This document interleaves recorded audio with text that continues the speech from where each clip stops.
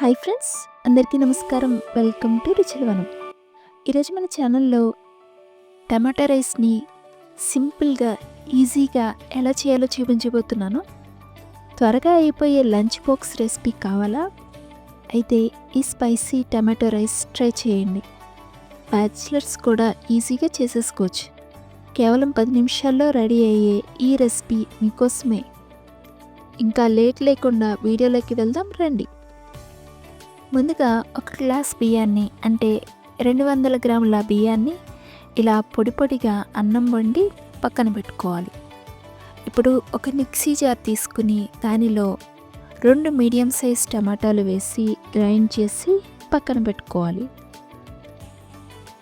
ఇప్పుడు stove on చేసి ఒక ప్యాన్ పెట్టుకుని దానిలో 1 table spoon oil, 1 tea spoon నెయ్యి వేసుకుని ఆయిల్ వేడయ్యాక 1 ఇంచ్ దాల్చిన చెక్క, 4 లవంగాలు, 2 యాలకులు, 1 టీ స్పూన్ జీలకర్ర, ఒక బిర్యానీ ఆకు వేసి ఫ్రై చేసుకోవాలి.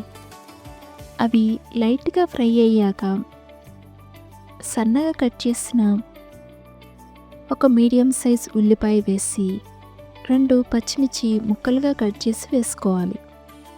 తర్వాత జీడిపప్పు వేసుకుని అవన్నీ మంచిగా ఫ్రై చేసుకోవాలి.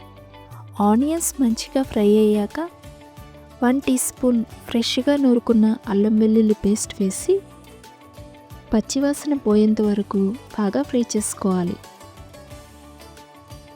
తర్వాత గ్రైండ్ చేసుకున్న టమాటా ప్యూరీని వేసి 1/2 టీ స్పూన్ పసుపు, రుచికి సరిపడినంత సాల్ట్, 1 టీ స్పూన్ కారం, 1 టీ స్పూన్ ధనియాల పొడి వేసి అన్నీ కలుపుతూ బాగా ఫ్రై చేసుకోవాలి.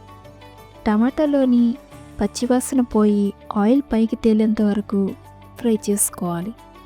ఇలా ఆయిల్ పైకి తేలాక ఉడికించుకున్న అన్నాన్ని వేసి స్లోగా కలుపుకోవాలి. ఇలా మొత్తం కలిసేలా బాగా కలుపుకొని చివరిగా 1/2 టీ స్పూన్ గరం మసాలా, కొద్దిగా కొత్తిమీర వేసి ఒకసారి కలిపి సర్వ్ చేసుకోవడమే. అంతేనండి, ఎమ్మీగా ఉండే టమాటో రైస్ రెడీ అయిపోతుంది. ఈజీగా చేసుకోవచ్చు. మీరు కూడా ట్రై చేయండి. కామెంట్స్లో షేర్ చేయండి. వీడియో నచ్చితే లైక్ చేయండి. మీ ఫ్రెండ్స్ అండ్ ఫ్యామిలీతో షేర్ చేయండి. ఇంకా రుచిలవనం ఛానల్ని సబ్స్క్రైబ్ చేయడం మర్చిపోకండి. మళ్ళీ కలుద్దాం ఇంకొక టేస్టీ రెసిపీతో.